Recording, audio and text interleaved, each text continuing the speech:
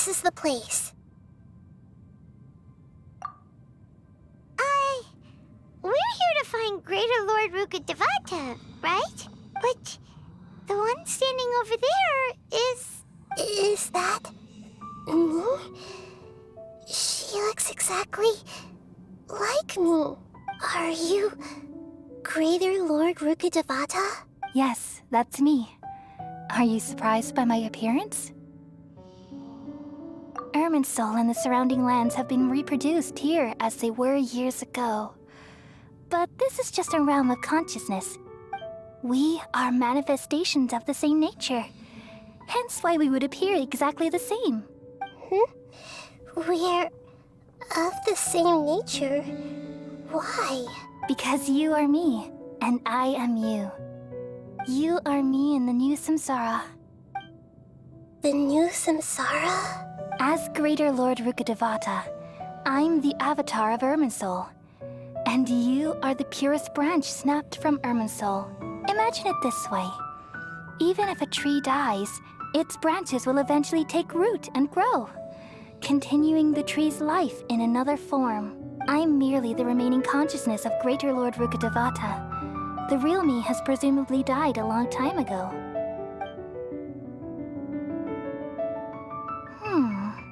Judging from your appearance, I've probably been dead for 500 years. But you're finally here. My new self in the samsara. If this is true, then am I going to be a great Archon like you someday? Though we share the same nature, our fates are bound to be different. All things have their own fate. When a branch grows into a mature tree, it won't be the same as the original tree. That's why fate is the ultimate knowledge, isn't it? That's a great insight. Yes, very good. It's also precisely why you won't become like me. Really? But perhaps you may become an even greater Archon than I. I already see a determination in you that I didn't possess in my time. And the future that it leads you to will be yours alone, along with the blessings from your past experiences. Don't worry. The growth of wisdom is like that of a plant. You only need to wait quietly for the flower to bloom. Come to think of it, the sages never had the faintest inkling of the meaning of wisdom. Thank you. Nothing makes me happier than discovering that the Archon I always admired was in fact myself in another fate. It's so nice to speak with you, Greater Lord Rukkhadevata. I've always wanted to meet you. The feeling is mutual. From the moment I snapped the branch off Irminsul and created you, I've also looked forward to talking with you. Could you tell me why you wanted to create me? And what exactly happened when you died? Ah, I see. You're here seeking answers, right? Everything that day, even the sky itself, changed into a color like this. At that time, the seven were all summoned to the nation of Conria. Except for me. I had a more important task to attend to. I had to protect Irminsul. The disaster occurred together with the pollution of forbidden knowledge. At that very moment, with my consciousness connected to Irminsul, I sensed something was wrong. The pain started to torment my mind.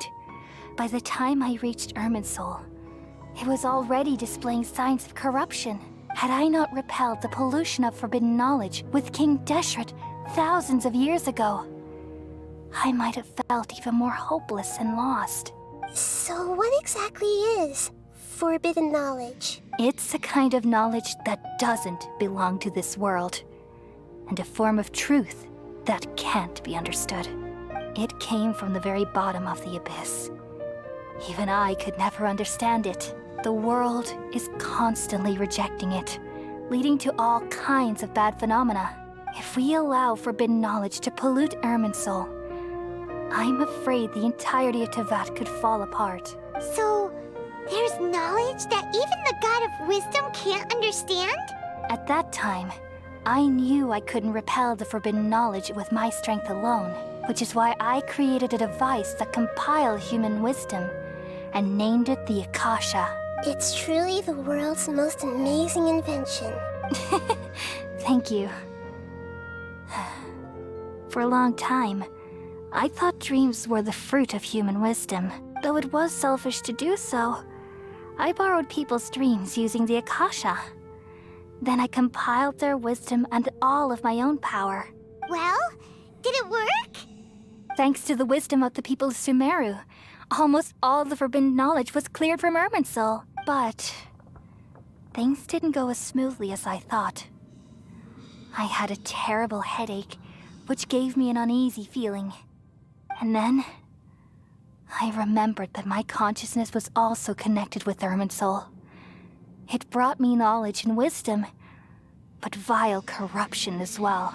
From the very beginning, my existence had been polluted by the forbidden knowledge. Oh no. How could that happen? I've experienced that pain in your consciousness. It must have been a horrible experience. Yes, but my feelings weren't important. The important thing was that even if I died, my existence and everything related to me would continue to exist in Irminsul as memories and knowledge, meaning that the forbidden knowledge couldn't ever be permanently eradicated, and there's no way for me to eliminate myself. It would be a sort of paradox. So, I took the purest branch of Irminsul as my incarnation in the next samsara, and left a trail of clues, all in hopes that you would come here and remove me and my pollution from Irminsul forever. Wait, no, I can't. So you realize what that implies? You are very smart indeed. Irminsul has all the knowledge and memories of this world. And as you've realized just now, removing me from Irminsul means I essentially will never have existed in this world. But this is the only way to save Irminsul. People love you so much, and they've missed you so much over the past 500 years. I am exactly the same. So how can we just forget you like this? Is there really no other way? There must be something else I can do. You're the god of wisdom, Boer. You should know that there is no other way. But this is so cruel. I don't want to forget you. No need to feel so sad, Boer.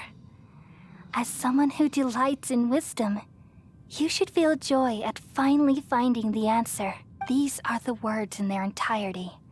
The answer you've been seeking all along. Let the world completely forget me. We all nestle under the great tree of wisdom, peering out to perceive the world. From the earth and from the rain, we perceive its wonders, until we become a white bird to perch atop a branch, and finally snap off the most important leaf. Once upon a time, I alone dreamed in this world. In my dreams, everybody would also dream after they fell asleep. Wild and wonderful thoughts would emerge from their minds. Some tumbled to the ground, and others floated to the sky, connecting all things in the world into one dazzling net. Among a plethora of worlds were numerous smaller worlds, all of fate, finding within the tapestry their brilliant glow. I gradually understood that these indescribable and constantly changing things are the most profound things in the world. Only they can completely repel the madness. Only dreams can awaken consciousness from the deepest darkness.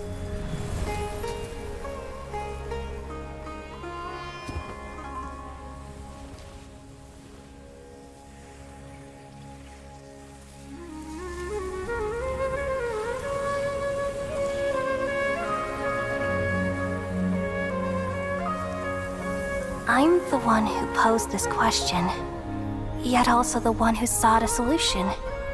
Saving the world with the dreams of the people used to be my answer. And now, you've also found your own answer, and I shall return all the dreams to the people.